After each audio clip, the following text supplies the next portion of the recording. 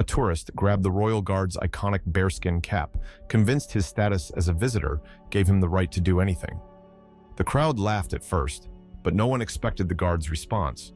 What happened next didn't just silence the onlookers, it turned the entire day upside down.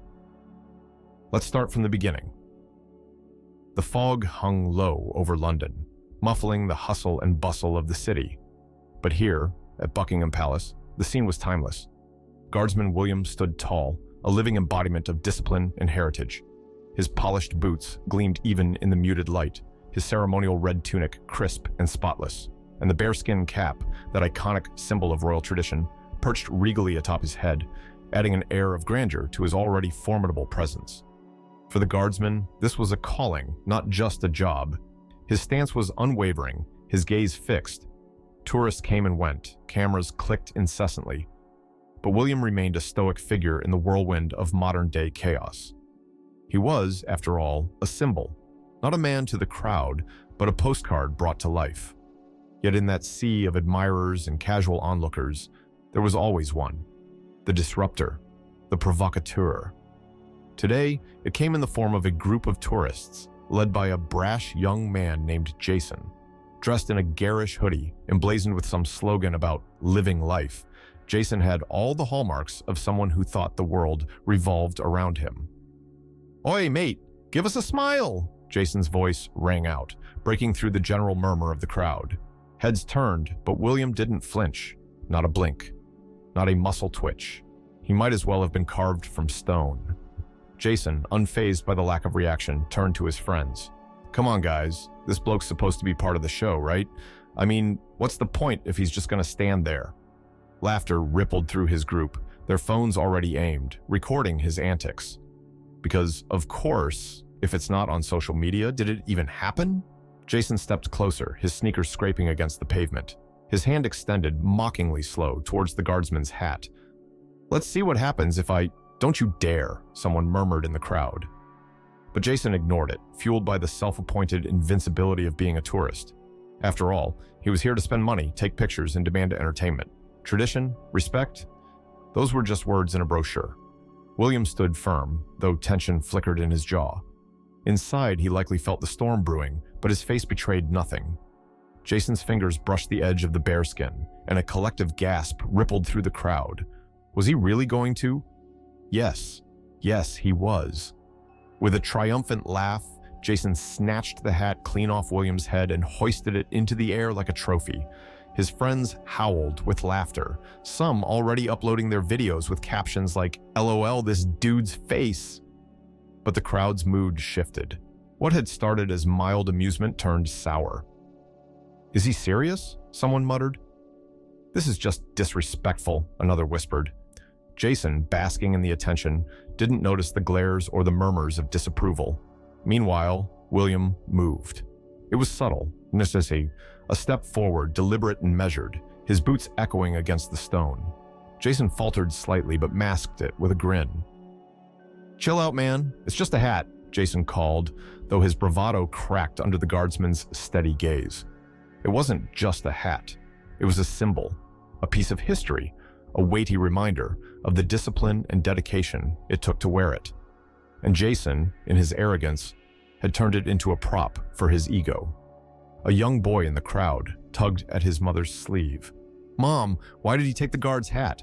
That's not nice," the boy said, his voice trembling. His mother shot Jason a glare that could melt steel. The tide had turned, but Jason hadn't realized it yet. All right, I'll give it back," he said, holding the hat out mockingly. "Come on, big guy, say something. Make it worth the TikTok." William's response was swift and precise. Without breaking his composure, he stepped forward, deftly reclaimed the hat with a movement so fluid it seemed choreographed, and returned to his post. The crowd erupted into applause. It wasn't just for the act itself, but for what it represented. Dignity prevailing over buffoonery, tradition standing firm against mockery. Jason stood there, stunned, the weight of public disapproval finally dawning on him. One by one, phones were lowered, the videos already being shared, not in celebration of him, but in condemnation. "Let's see if he's still laughing when this goes viral," someone quipped, loud enough for Jason to hear. And for the first time, Jason looked genuinely uncomfortable. As for William, he simply adjusted the hat, squared his shoulders, and resumed his duty, his expression as unreadable as ever. He didn't need to say a word. His actions spoke volumes. A tense silence settled over the crowd, heavy and expectant. William, unflinching and composed, took a measured step forward. His face remained an unreadable mask, but there was a fire in his eyes, a quiet, restrained power that made Jason hesitate. The boy's smug grin faltered ever so slightly, but he quickly masked it with another taunt.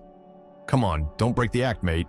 Jason's voice cracked just a little, though he waved the bearskin cap above his head like it was some kind of victory flag. "Lighten up, will you?" The crowd didn't laugh this time. There were murmurs instead. Disapproving whispers and muttered disbelief. A shift in the atmosphere, like a tide slowly turning against Jason, though he was too oblivious to notice, or too self-assured to care.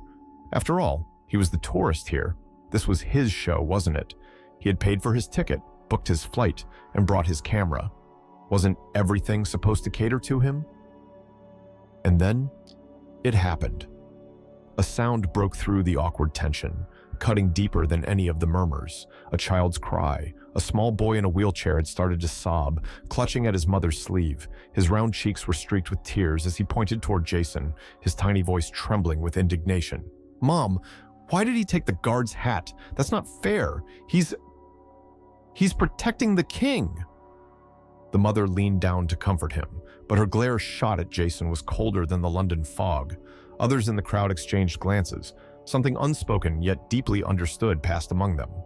Jason, meanwhile, looked as though he'd been caught in a storm he didn't see coming. It's just a joke," he stammered, holding up his free hand, as if that could somehow defuse the situation. "You're all taking this way too seriously." But the crowd wasn't buying it. They didn't see a harmless prank. They saw disrespect, plain and simple, a symbol of tradition mocked, a child reduced to tears, and a man, a soldier, humiliated in front of everyone. Jason's joke was unraveling fast. William moved again. No rush, no aggression. Just one deliberate step forward, his boots ringing against the pavement like a gavel striking judgment. His hand extended, swift and precise, and before Jason could react, the cap was back where it belonged. It wasn't snatched or yanked, it was reclaimed. A moment of pure grace that silenced every whisper, every camera shutter, every errant cough. But William wasn't finished. He turned, his stoic demeanor softening just enough as he approached the boy in the wheelchair. Kneeling slightly, he lowered the cap so the child could see it up close. "You're right, young sir," William said, his voice calm and steady. "No one should touch this without permission. It's a symbol of honor, and it belongs right here." He gave the boy a small nod, as if acknowledging him as a fellow protector of tradition. The crowd erupted, not in the raucous cheers Jason had hoped for earlier, but in genuine applause, the kind that comes from deep respect and admiration.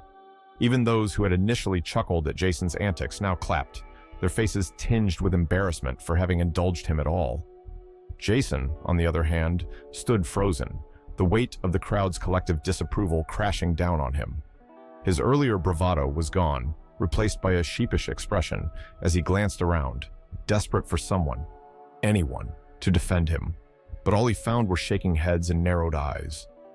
"It was just a joke," he muttered, barely audible.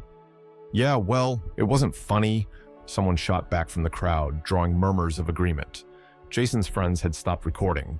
One even slipped his phone back into his pocket, avoiding eye contact as if pretending he wasn't part of this. Jason tried one last smile, a weak, crooked attempt to salvage his pride, but it was too late. William returned to his post, his every movement measured and deliberate. As he adjusted his cap and resumed his stance, it was clear to everyone watching that he hadn't just reclaimed a hat. He'd reclaimed something far more valuable: dignity, tradition, and the respect that came with it. Jason shuffled awkwardly to the edge of the crowd, his face flushed. He wasn't the main character anymore, not the star of the show he'd tried to create. No, now he was just the punchline. And as someone in the crowd muttered, loud enough for him to hear, "Serves him right," he finally seemed to understand the gravity of what he'd done. One of the onlookers, phone in hand, typed furiously into Twitter, "This guy tried to humiliate a royal guard, but the real hero here is the guard himself. A lesson in grace under pressure for all of us." Within minutes, the post started gaining traction, and snippets of the incident began spreading across social media like wildfire. Jason, meanwhile, found himself at the center of an entirely different kind of attention. The laughter and cheers he'd basked in earlier were gone, replaced by a sea of judgmental stares and whispered critiques. The crowd wasn't silent anymore. It buzzed with growing disdain. "Do you even understand what you just did? What made you think that was okay? Seriously? This isn't your playground, mate." Jason tried to laugh it off, raising his hands in mock surrender. "All right, everyone, calm down. It was just a bit of fun. No harm done, right?" His voice wavered, the confidence leaking out with every word, but the crowd wasn't buying it. The murmurs turned sharper, cutting through his flimsy excuses. "Fun? At whose expense? That's not fun, that's disrespect." Somewhere in the throng, someone made the call. The police arrived faster than Jason could process what was happening. Two officers approached, their expressions calm but firm, the kind that left no room for negotiation. Jason's bravado crumbled entirely as he tried to explain. "It was just a joke," he stammered, gesturing vaguely toward the guard. "I didn't mean anything by it. I didn't know people would..." But the officers weren't interested in excuses, and frankly, neither was the crowd. The truth was already out there, circulating on every platform imaginable. The videos told the whole story: the arrogant grab, the mocking gestures, the tears of a child, and, most importantly, the quiet dignity of a guardsman who had handled it all with unshakable grace. Meanwhile, William had already returned to his post. He adjusted his bearskin cap with a barely perceptible smile, not smug, not gloating, just a quiet acknowledgement of the order he had restored. His stance was as resolute as ever, the epitome of tradition standing tall against the chaos of modern entitlement. The little boy in the wheelchair waved to him from the crowd, his face now lit with admiration. William, ever the professional, didn't break protocol, but he offered the boy a subtle, respectful nod, a gesture that said more than words ever could. It started softly, almost hesitantly, a smattering of applause from one corner of the crowd, then another and another.